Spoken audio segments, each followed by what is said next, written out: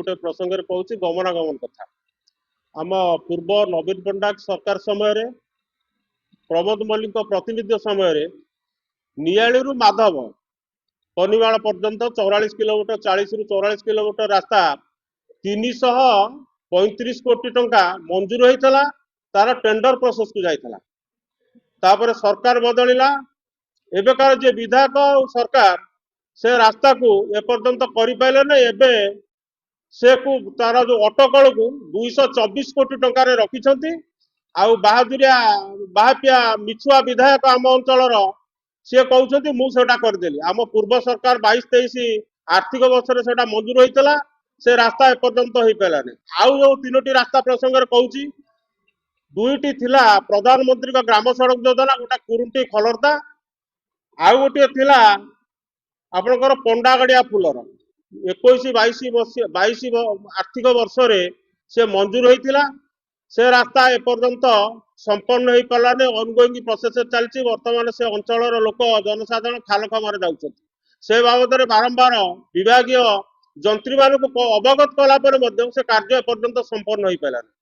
दुईटी रास्ता कथा कहूँ 3टी रास्ता आम नियाली निर्वाचन मंडली में पीएमजो साहू से आरआंड की जाता गोटे हूँ कुरुटी खलर्दा आउ गोटा हूँ सरिचुआ ब्रिज खलर्दा ठारू 11 किलोमीटर केते झारपड़ा पर्यंत से दुईटी रास्ता एपर्यंत असंपन्न अवस्था अच्छी आउ गोटे रास्ता आमर फुलर जेनासाई भाया उंदोटी पुरुषोत्तमपुर सिंगल सेतु पर्यंत सी से रास्ता मरण दंतार पलटि से लोक यातायात हो पारना महिदरपड़ा गोविंदपुर गोटा हूँ आम अंचल मुख्य रास्ता गोविंदपुर थिला आम पूर्व निर्वाचन मंडली महिदरपड़ा संजोग हो प्राय बोधे 15-20 किलोमीटर हम से विभिन्न मेडिकल स्कूल कॉलेज लोक पिला यातायात करती व्यावसायिक लोक यातायात करती सी गोटा मरण साधारण भाव आप देखिपारे आम महिदरपड़ा सीएससी की 8-10 कोटी पंचायत लोक निर्भर करती तार मुख्य प्रवेश पथरे से गोटा गर्त होती लोक यातायात करना आउ ये विधायक बास्पोर्ट मारुंट आम करदेलु आमर पूर्वतन जिला परिषद समीर भाई कहले एनआरएचएम आमर पूर्वतन विधायक पूर्व सरकार गोटे कार्य करथिला सेठी से आसिक देले आमे सेटा बाबा माइले सेटा करदेले सेतरे से माने आरकेएस रे सी होउछन्ति से बाबू होउछन्ति चेयरमैन को चेयरमैन होउछन्ति ब्लॉक चेयरमैन संकर समानतम सौजन्य नाही जे लक्ष लोकंकर प्रतिनिधित्व करूची ताको बद्ध डाकिले ए होउची तांकर माने प्रतिनिधित्व पणियार परिचय जदि आपनक माध्यम रे सरकार विभाग पदाधिकारी माने ए प्रसंग रे कोनोसी उत्तम पदक्षेप न नियंती आमे बाध्य होई बारंग बिजु जनता दल राजरास्ता को ओलेबु आउ सरकार ऑफिस की आमे ताला पकेबु आमर बिजु जनता दल बारंग ब्लॉक तरफ जो सांबादिक सम्मेलन नहीं राज्य रे चली एक असफल अपारग बीजेपी सरकार दायित्वहीन कार्य एवं जनस्वार्थ विरोधी कार्य विरुद्ध रे केतक सूचना आपण मानक माध्यम रे पहुंचेबा सह विभिन्न समस्यार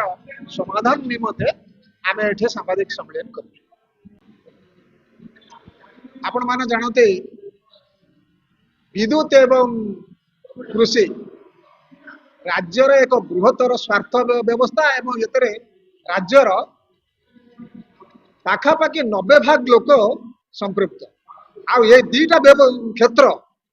माननीय नवीन पट्टनायक मुख्यमंत्री समय रे जो भली प्रगतिर रास्तार धावमान होता वर्तमान मोहन माझी नेतृत्व में यही पाखापाखि 2.5 वर्षर सरकार संपूर्ण धूलिसात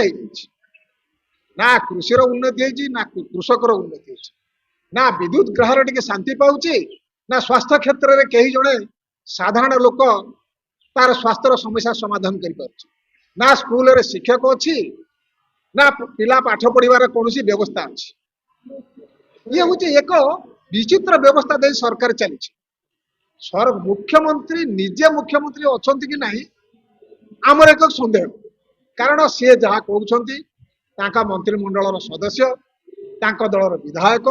दलर सांसद एवं सर्वोपरि दलर जो माने कर्मी आउ दायित्व अच्छा दलीय दायित्व से ग्रहण करने को राजी ये जो अव्यवस्था भितर ओडिशार भाग्य वर्तमान सूताक्षर झुलीचे ताहा ଏକ ଦାୟିତ୍ୱ ସମ୍ପନ୍ନ ବିରୋଧୀ ଦଳ ଭାବରେ ବିଜୁ ଜନତା ଦଳ ପ୍ରତ୍ୟେକ କ୍ଷେତ୍ରରେ ସରକାର ଥିଲାବେଳେ ହଉ ବା ବର୍ତ୍ତମାନ ବିରୋଧୀ ଦଳ ହିସାବରେ ଥାଉ ଓଡ଼ିଶାର ସ୍ୱାର୍ଥକୁ ସୁରକ୍ଷା କରିବା, ଓଡ଼ିଶା ଜନସାଧାରଣଙ୍କୁ ସୁରକ୍ଷା ଦେବା, ତାଙ୍କର ସ୍ୱାର୍ଥକୁ ଜଗିବା ଜଣେ ଦାୟିତ୍ୱ ସମ୍ପନ୍ନ ବିରୋଧୀ ଦଳ ହିସାବରେ ବିଜୁ ଜନତା ଦଳ ତାର ସଠିକ ଭାବରେ ତୁଲାଇବ, ସଠିକ ଭାବରେ ତୁଲାଉଥିଲା ଏବଂ ଆଗାମୀ ଦିନରେ ମଧ୍ୟ ସେ ସମ୍ପର୍କରେ ସଠିକ ଜନସାଧାରଣ ହିତ ପାଇଁ କାର୍ଯ୍ୟକ୍ରମ କରିବ। ଏ ସାମ୍ବାଦିକ ସମ୍ମିଳନୀ ପରେ ଯେଉଁ ଦାବି ଆମେ ଆପଣମାନଙ୍କ ମାଧ୍ୟମରେ ସରକାରଙ୍କ ନିକଟରେ ରଖୁଛୁ ତାକୁ ଯଦି କାର୍ଯ୍ୟକାରୀ କରିବାରେ ସରକାର ଅସଫଳ ହୁଅନ୍ତି, ବିଜୁ ଜନତା ଦଳ ନୀରବ ରହିବ ନାହିଁ, ରାସ୍ତାଘାଟରେ ତୀବ୍ର ଆନ୍ଦୋଳନ କରାଯିବ, ଏ ସରକାରକୁ ଚଳାଇ ଦିଆଯିବ ନାହିଁ। ଏବଂ ବିଜୁ ଜନତା ଦଳର କ୍ଷମତା କଣ, ବିଜୁ ଜନତା ଦଳର ସର୍ବମାନ୍ୟତା, ନବୀନ ପଟ୍ଟନାୟକର ଲୋକପ୍ରିୟତା, ତାଙ୍କର ସାଧାରଣ ଲୋକଙ୍କ ପାଇଁ ହୃଦୟରେ ଥିବା ଇଚ୍ଛା ଏବଂ ଆକାଂକ୍ଷା ତା କେତେ ଦୂର ଲୋକଙ୍କ ପାଖରେ ଅଛି ତାହା ଆମେ ପ୍ରମାଣ କରି ଦେଖେଇଦେବୁ ଏବଂ ଏ ସରକାରକୁ ଚଲେଇବାକୁ ଦେବୁ ନାହିଁ। ମୁଁ ସମରେନ୍ଦ୍ର ହଟ୍ଟି, ବିଜୁ ଜନତା ଦଳର କର୍ମକର୍ତ୍ତା। ଦେଖନ୍ତୁ, ମୋର ଅନ୍ୟ ବନ୍ଧୁମାନେ ଆପଣମାନଙ୍କୁ ଆମ ଅଞ୍ଚଳ ବିଷୟରେ ସମ୍ୟକ ଜଣା ଦେଲେ, କିନ୍ତୁ ଗୋଟିଏ କଥା ଯୋଉଟା ଆମର ଦୈନନ୍ଦିନର କଥା, ଆମ ଆଠ ପଞ୍ଚାୟତ ଗୋଟେ ଚାଷୀ ବହୁଳ ବା କୃଷକ ପ୍ରଧାନ ଏରିଆ। ଆପଣ ଦେଖନ୍ତୁ, ଯଦି ଇନ୍ଦ୍ରଦେବଙ୍କର ଦୟା ନ ହେଇଥାନ୍ତା ତାହେଲେ ବିଲରେ ଧାନ ରୁଆ ହେଇପାରିନଥାନ୍ତା। ଆଜି ଆପଣ ଦେଖନ୍ତୁ, ଇରିଗେସନ ଡିପାର୍ଟମେଣ୍ଟ ନିର୍ଦ୍ଦେଶ ହୋଇଛି, ଧାନ ରୁଆ ସରିଲାଣି, ଏପର୍ଯ୍ୟନ୍ତ କେନାଲରେ ପାଣି ଛଡା ଯାଇନି।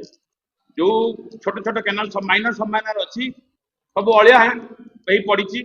ଡ୍ରେନେଜ ସମସ୍ୟା ନ କହିଲେ ଭଲ, ଆପଣଙ୍କର ଦରିପଡା ପାଟସିନ୍ଦରପୁର, ସଇନ୍ଦା ମହୁରା ଜଳପୂର୍ଣ୍ଣ ହେଇ ପଡିଛି। ସକାଳ ପାଇଲେ